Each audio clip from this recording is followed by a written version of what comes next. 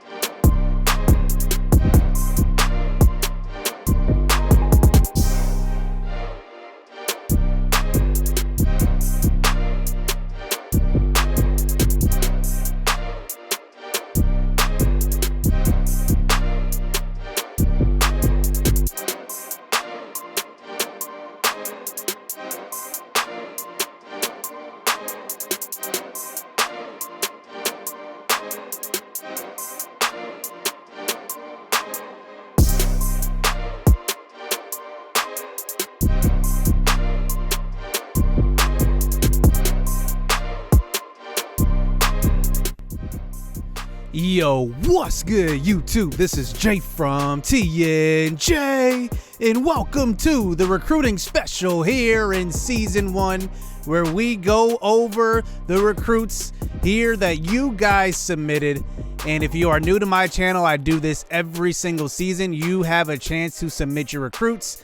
And right away, we continue with the Yarbrough family. Marcus Yarbrough, the third Yarbrough we have seen here on my channel. And there is a fourth Yarbrough that is not on my channel, which we will get to later in the season. But let's just talk about our team that we have right now. Now, we've had a 3-game sample size. That's enough time to at least see who's going to be sticking around and kind of be, and who's going to be kind of a playmaker on both sides of the ball. And you know what? We have tons of holes. I got to admit, we have tons of holes. And I think a big hole of ours is that number 2 receiver. I haven't really seen anybody stick out. We saw Jonathan Helka kind of stick out a little bit. We saw Andre Booker, who is actually the best rated receiver on our team, stick out for a little bit, but nobody's really taken the reins as that number 2 receiver that is going to be a threat opposite of Adrian West. Now, Jeremiah Harris has been a surprise. He is the backup tight end. He is athletic, and so is Isaiah Ford. Both of those guys serve well in our offense. Now, running the ball has been an issue. Our offensive line is really bad. And I think I'm going to address that in recruiting. And on defense, pretty much everywhere, I would say. I would say that the only position that really doesn't worry me right now are the pass rushers, because we are getting after the passer, and our middle linebackers are doing decent as well. So let's talk about recruiting restrictions here. We are going to be recruiting starting out in Arkansas and Missouri and touching the states around them. But let's start in Missouri first, obviously. But I want to talk about just how I'm going to go about recruiting this year. Now, I'm going to do the same as last Dynasty, 2 stars until we are a 3-star prestige school. But there is something I'm going to highlight here, which I'll talk about a little later, which is a recruiting specialty based on the coordinators. So at offensive coordinator, we have Bam Cameron. Now, he has been a recruit of ours. He was a recruit of ours in Season 2 of the Whitetails Dynasty. And now he comes back as an offensive coordinator. Now, he was a running back.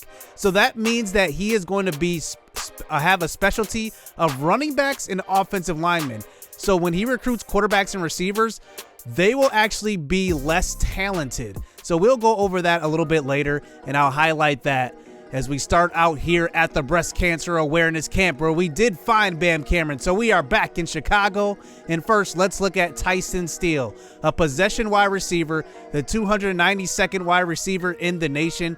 You know what? He's decent. He's got good hands, but I think, he's going to need maybe a year or two to develop and really just sit behind some of these veteran wide receivers to really see what he's got. Now, a guy that could be an instant kind of guy that could make a difference right away is Shogun Gonzalez. Along with Yarbrough, these guys have a chance to play as true freshmen. I think he has the highest upside, to be honest, because Gonzalez can run routes pretty well. He's 6 foot. He's got decent size, but he can play on the outside and on the inside, and that's where I think he's going to be a special receiver. But I think that Marcus Yarbrough, he's more of just a slot receiver, and I think Shogun Gonzalez can play on the outside as well.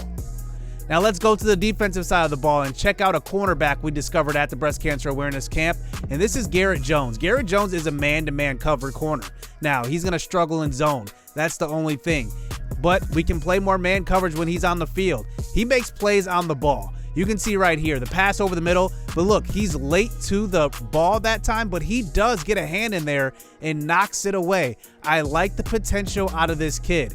He plays good sticky defense, I like to call it, and he jumps routes. So you're going to see a lot of man coverage when he does get on the field. Now let's talk about offensive linemen, and we're starting with Gordon Figueroa out of Kansas City, Missouri, and this guy can block. He will be an instant starter on our offensive line. He is our #1 recruit on the board. His top schools are Missouri Tech and St. Louis State, so hopefully we can steal him away from Missouri Tech, obviously coached by Tucker Okonkwo, the former Whitetail. We'll definitely need to get him, because if we want to run the ball, we need guys like him. Now, Xavier Gonzalez is an interesting prospect. Now, he reminds me a lot of our backup tight end, Jeremiah. He's big, but he can block. He is a mauler at tight end. Line him inside, but also let him run a little bit of a route tree, because he is 6'7" and he's got great hands.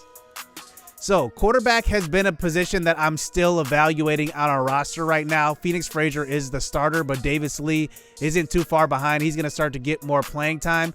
But Gunnar Jonsson is an interesting prospect. Now, he does make mistakes throwing the ball. As you can see there, that was an ill-advised throw. But he can run the ball better than most quarterbacks coming out of high school. He ran kind of a triple option type of offense in high school, but, he's kind of a project, and that's the thing. Look for him probably 3 years down the road. He could be a starter as maybe a redshirt sophomore or maybe a junior, but I think that he will succeed. If he cannot play quarterback, he will definitely have a spot at maybe a H-back, maybe a guy that can just be everywhere on the field on offense. We'll have to see how his development goes. Now, Ethan Andrews is the number 105th tight end. Now, this guy is kind of an all-around guy. He can catch the ball, run routes, but he does struggle with blocking. And Gonzalez is going to be our #1 tight end right now because he can block, but watch out for Andrews. He's pretty good receiving the ball. Now let's move over to the defensive side of the ball. Jacory Reid is a really good instinctive safety. Now, I want to take a look at a couple of plays here. Take a look at this play. This is a middle screen, but watch how he diagnoses that play. Right when the receiver gets the ball, he's right there to make the tackle. And he's going to be in on a lot of tackles, which is something I look forward to. Now, take a look at this play. This is a pitch play out to the right side. He actually gets chipped by the fullback. You think he's out of the play, but look at the effort. He is way far away from the ball carrier, but look at him. He doesn't give up. The tackler, the running back's even going down already. He comes over for the help and actually causes a fumble, even though it looks like his arm was down. I still like the effort out of this guy. I think he's got a ton of potential, especially on a defense where we don't really have a true identity. I think we've been getting after the passer pretty well, but we'll see how it goes during conference play. Now, we do have some good news. The thing about having such bad talent starting out in dynasties is you go after these 1 stars, the computer, other teams don't really go after these guys. So we already have 4 commits: Yarbrough, Steele, Shogun Gonzalez, and then a tackle, James Newman, another custom recruit who's going to be pretty good. I don't know if he's going to start right away, but this is the talent gap that we're going to deal with right now. Remember, this is a bad program, so I'm not going to go after 5 stars, 3 stars. I'm going to make it realistic. We're going after 1 stars and 2 stars right away, and I'm just glad to have some commits. The only thing about going after just the 1 stars, the reason why I don't want to consider going after just 1 stars is because you don't have competition. So everybody you go after is pretty much going to commit to your team. Now, I do want to talk about the specialist when I talked about the offensive coordinator in recruiting. So Bam Cameron is a former running back. So he's going to be able to recruit better offensive linemen and running backs and weaker receivers and quarterbacks. Just remember that.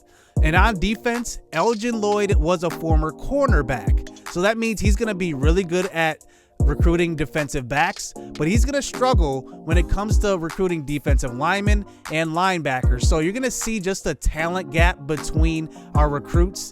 And starting out with our top recruit here as we look at the board, Gordon Figueroa is going to be in the 60s overall, hopefully. Now, I will not unlock the player's true ratings. I will only unlock 25% and kind of go off of that. I'm not going to unlock even more because in real life, you don't really know how good players are until they step on the field. But Xavier Gonzalez, I really love his potential. 6'7". He's going to be an athletic freak. Even his A+ is playing time. That actually bodes well for him in recruiting. So it looks like he's going to be on his way. Now, Gunnar Jonsson, like I said, he's an athletic guy. His accuracy leaves something to desire. But if he can't play quarterback, he's going to have another spot on the roster at another position, either receiver and running back. I don't know, but I like his potential. Now, Jacory Reid is a really good tackler. Like I said, Elgin Lloyd is going to be a specialist at defensive back recruiting. This guy can tackle with the best of them. Now, his coverage needs help, and that's why I don't know if he's going to start right away, but he's going to be a guy that's definitely going to play in the future. Now, Ethan Andrews does come in with decent speed, 76. That would be the fastest tight end on the roster, and we're beating him out with Missouri. So right away, the top 5 guys on our recruiting board already are ready to come to the Rivercats here in St. Louis. Now, Garrett Jones, really good at man, bad at zone. He's decent with his speed at 84. That actually would be one of the fastest on the team, believe it or not. And he's out of Columbia, Missouri. Like I said, we want to recruit just in Missouri right away and get those recruits and get that pipeline in for this state. Now, Toffee Brown is another custom recruit here. And you know what? I think he's really good. The problem is, what does he do well? He doesn't do one thing particularly well. So he's definitely going to be a project for our defensive backs. Now, Isaac Howery is going to be a kicker. He's 5'9", 165. As you can see, our kicker in the first game, in the second game, and the third game, we really suck at special teams. And honestly, getting a kicker is a top priority for us. So if we don't get Isaac Howery, we're going to definitely go after a kicker. Now, Ryan Harvey, our first guy that is going to be kind of a non-custom recruit. I'm going to remove him from the board because he actually violated our recruiting rules there. He is a 2-star prospect, and he's not a defensive back because Elgin Lloyd, that's his specialty. So I will remove him from the board. So you'll only see 1-star defensive ends and linebackers on the board, and you'll only see 1-star receivers, quarterbacks on the board, and tight ends as well.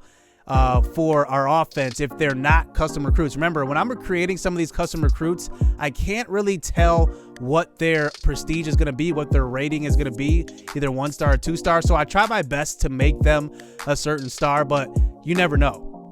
Now, Jason Cochran is a pretty good offensive lineman. He's going to be a 2-star as well. Nick Manson is a 2-star. He will get to have that specialty, so I get to recruit 2 stars for him. He is 55 overall. Really good right now. But the next guy I'm really excited about is Patrick Lester. Now, we are 2,000 points behind Vanderbilt, but if for some reason he holds out from Vanderbilt, he is a 2-star recruit. I am going all in on him, and just looking at what he is, he's a fullback, but he can run routes. I've never seen a fullback with a high route run like that at 71. That is interesting. I will find a way to use him. I don't know how, but I'm going to go after him and see what he can bring to the table. Now, Marshall Mitchell, another offensive lineman. He's pretty good. I'm going to continue to go after him. But then we start to go down the line here. Cedric Barnes is just a middle linebacker. I'm not going to put too many points on him because, like I said, middle linebacker isn't really a big need for me. And linebacker is kind of a position I'm actually pretty pleased with so far through the first 3 games. Now, I do want to go hard with these offensive linemen. So Josh Walker, another pretty good offensive lineman. We're going to add him. And then Travis Stevens as well. James Smith, Travis Fowler. All these guys at the bottom of our board are non-custom recruits. So remember, also, I forgot to go over this. So for the people that are not custom recruits, they will be preferred walk-ons, meaning that they will get a scholarship in the game, obviously, because that's the only way they will commit to the school.